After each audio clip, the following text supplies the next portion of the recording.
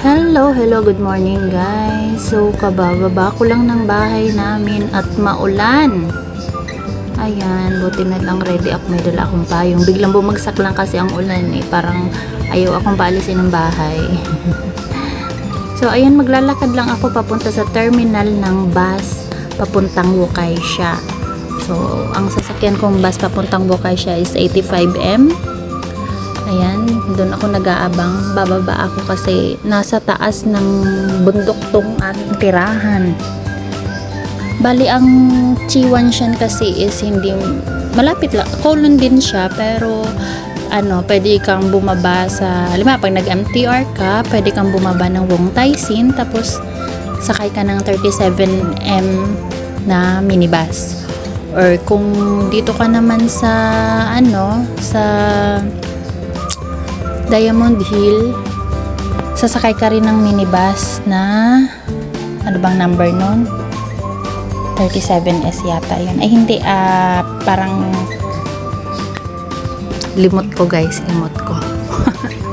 So ayan, bago pala ako pumunta sa bahay ng kaibigan ko, dadaan muna ako ng palengke para mamili ng mga lulutuin namin. Ayan, so pinakita pa yung traffic light talaga.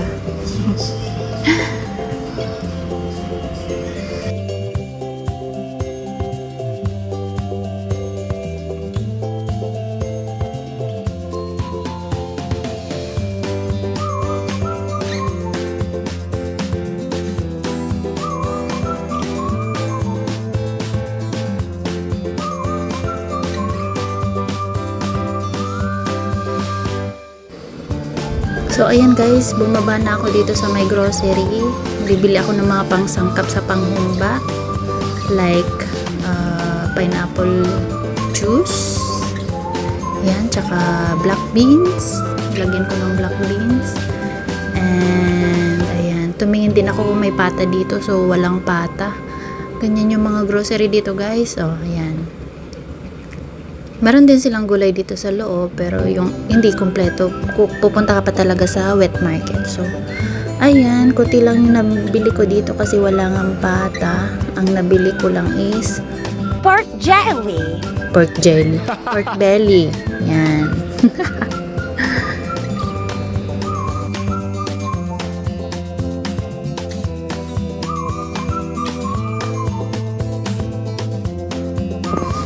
Ayan, maganda ba guys? Yan. Nawili na kasi ako na tuwing pupunta ako sa bahay ng kaibigan ko, binibilhan ko siya ng bulaklak kasi tuwang-tuwa siya dyan. Ganyan talaga kami mga walang jowa. Kami-kami na lang yung nagre-regaluhan ng mga bulaklak, ganun. So, ayan. Ayaw kong gumamit ng hagdan. So, lift tayo para mabilis.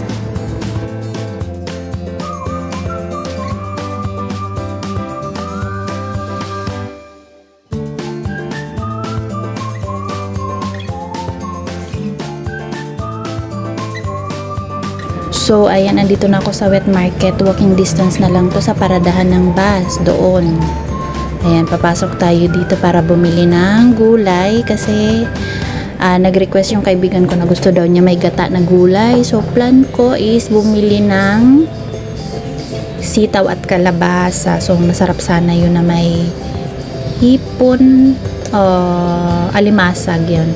Ang kaso yung aking mahal na kaibigan ay allergy. So, gulay-gulay lang kami at lalagyan namin siya ng pork. Dami kasing allergy nung kaibigan kong yun. So, yan. Hanap ako ng isda.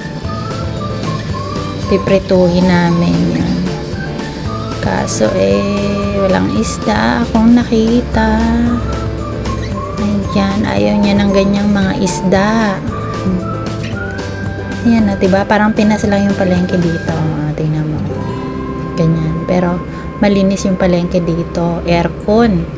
Yan, hindi ka pagpapawisan mamalengke. Hindi gaya sa atin sa Pinas. So, ayan. Nakakuha na pala ako ng kalabasa at sitaw. Ayan. Chinika-chika pa ako dyan ng tindero. Tinatanong ako kung day off ko daw yan.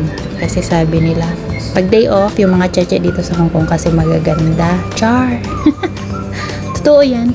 Kasi once a week lang naman kami nagde-day off. So, kailangan maganda ka. Kasi yun, isang araw mo lang naman na-enjoy yung buhay mo. Ayan. Free na yung onion leaves dito pag bumili ka. So, ayan na. Naayos na ni Kuya yung aking mga pinamili.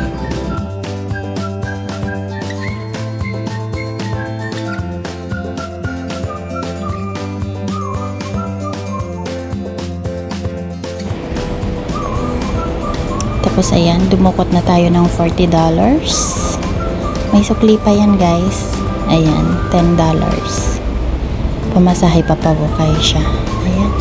Hi mother. Kasalubong natin si mother. So, every Sunday pala, ganyan.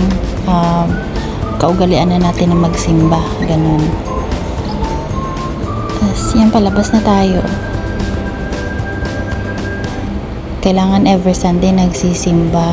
Like me, bihira yung off ko kaya minsan hindi ako nakakapagsimba kasi Sabado minsan ang off ko. Walang church dito sa Hong Kong. Although meron naman pero ibang relihiyon yata siya. Medyo hindi naman ako sanay.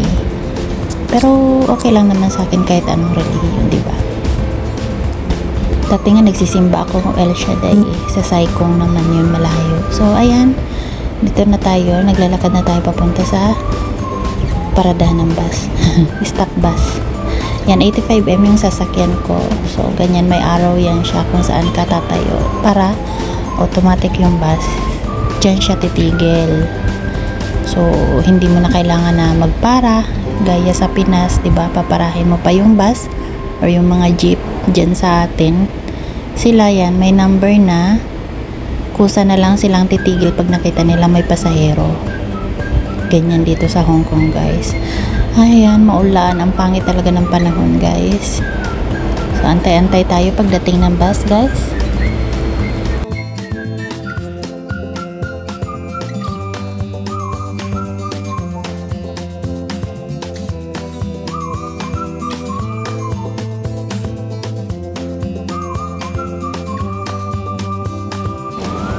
Ayan na yung 85M, sasakay na tayo. So dito pala pag sumakay ka pwedeng octopus, Alipay or coins. Ngayon magko-coins ako kasi may laman naman yung Alipay ko pero bet ko mag-coins ngayon. Tsaka wala kasi yung octopus ko. So ayan guys, nakaupo na tayo. Prepare ko lang yung mga pinamili ko kasi baka mamura ako ng mga ibang pasahero. So ayan. Yan yung loob ng bus guys. Unti-unti nang pumapatak yung ulan.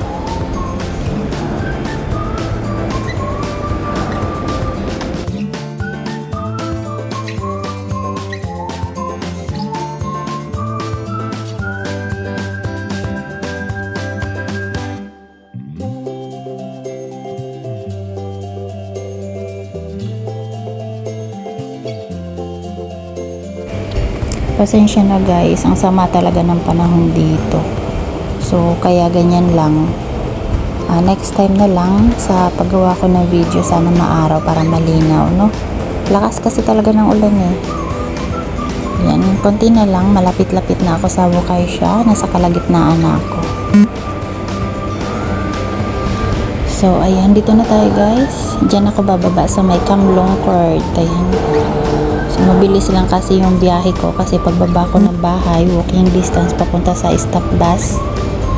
Tapos, sakay ako ng 85M. Isang, lang siya, mga more than 30 minutes lang yung biyahe ko. Andito na ako sa Wukaisha. And then, walking distance na lang yung bahay ng kaibigan ko from stop bus. Magbuwalk tayo. Magpa-pass through tayo dun sa may stoplight. May maliit na village dito, dun sila nakatira. Yan, dyan nakatira yung mabait kong kaibigan.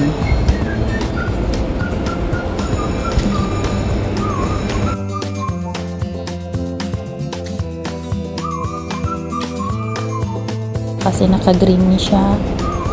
Ayan, inabot ko pa guys. Takbo-takbo Inday. Ayan, takbo-takbo tayo. Kasi naka-green pa yung stoplight ko. Ayan, so naabot ko naman. So, dito tigil. Ayan, lapit na. Fresh pa rin yung flower na bit-bit ko.